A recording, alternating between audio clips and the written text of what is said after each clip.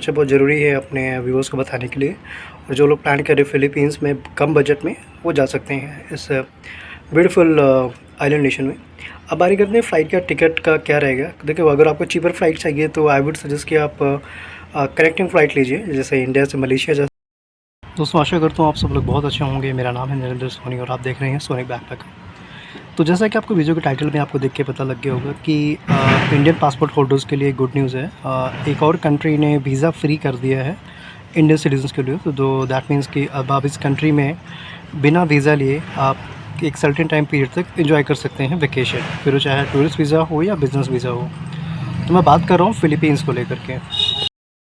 Republic of Philippines के बारे में अगर बात की जाए तो ये साउथ ईस्ट एशिया में एक कंट्री है और ये एक आइलैंड नेशन है, आर्किपेलागो नेशन भी इसको बोलते हैं, जिसमें करीब 600 के अराउंड एक आइलैंड्स है इसमें।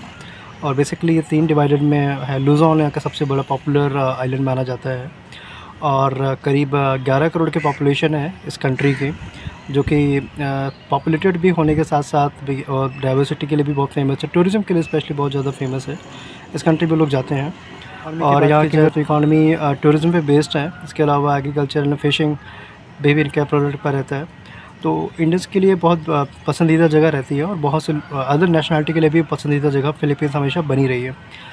फ़िलीपींस की अपनी इकॉनमी की बात की जाए तो यहाँ के जो स्किल्ड माइग्रेंट्स होते हैं वो अदर कंट्रीज़ में ज़्यादा जाते हैं, स्पेशली गल्फ़ कंट्रीज़ में आपको फ़िलीपींस बहुत दिखेंगे। अगर जो फॉरेन में सेटलमेंट की बात करें डायस्पोरा की, तो वो आपको यूएस में बहुत ज़्यादा मिलेंगे फ़िलिपिनोज़।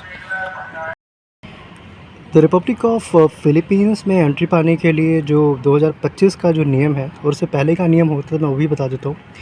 पहले का जो रूल्स होता था कि अगर आपको फ़िलीपींस में एंट्री पाना है तो या तो आपके पास Singapore, Japan, UK, Schengen state. तो ये तो हुई सारी इन्फॉर्मेशन फ़िलीपींस के बारे में। अब मैं आपको बताऊंगा कि वीज़ा नियम क्या है, कैसे आप एंटर कर सकते हैं फ़िलीपींस में। तो फ़िलीपींस में जाने का जो पहले वो तरीका होता था, तो अगर आपके पास किसी कंट्री का वैलिड वीज़ा है, जैसे सपोज़ आपके पास सिंगापुर का 2 ईयर्स का मल्टीपल वीज़ा है, तो आप इस कंट्री में जा सकते थे पहले और यहाँ पे आप वेकेशन एंजॉय कर सकते थे सर्टेन टाइम पीरियड, जो कि 14 डेज़ का था।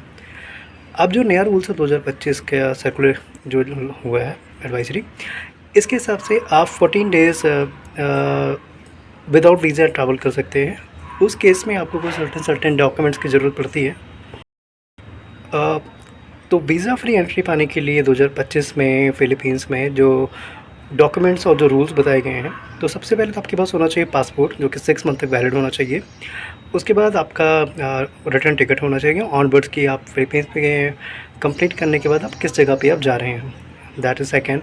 थर्ड, आपके पास सफिशेंट फंड होने चाहिए। हालांकि इसका कोई फिक्स नहीं है कितने होने चाहिए, बट आप मान के चले कुल 1.5 से 2 लाख रुपये भी अगर आपके पास है तो इनफ है आपके सपोर्ट करने के लिए ट्रैवल को।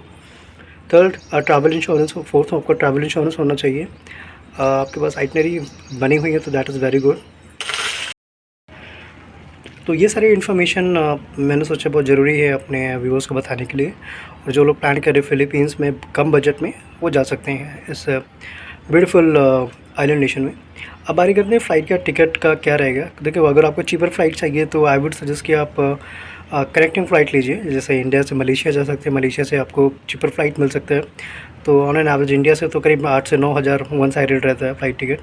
बट अगर उसको आप थोड़ा सा ब्रेक डाउन करेंगे और मलेशिया से लेंगे तो आपको 2 से 3 हज़ार रुपये आप बचा सकते हैं इस रूट पे। और वहाँ से अगर आप कोई और कंट्री को क्लब करना चाहते हैं तो वहाँ से आप हांगकांग जा सकते हैं, जो कि पास में पड़ेगा। जापान, ताइवान का भी आप प्लान कर सकते हैं, इसके साथ क्लब कर सकते हैं। तो ये रहेंगे। डेली का खर्चे की बात करें तो 30 से लेकर के 50 यूएसडी का खर्चा आएगा अगर आप बजट में हैं।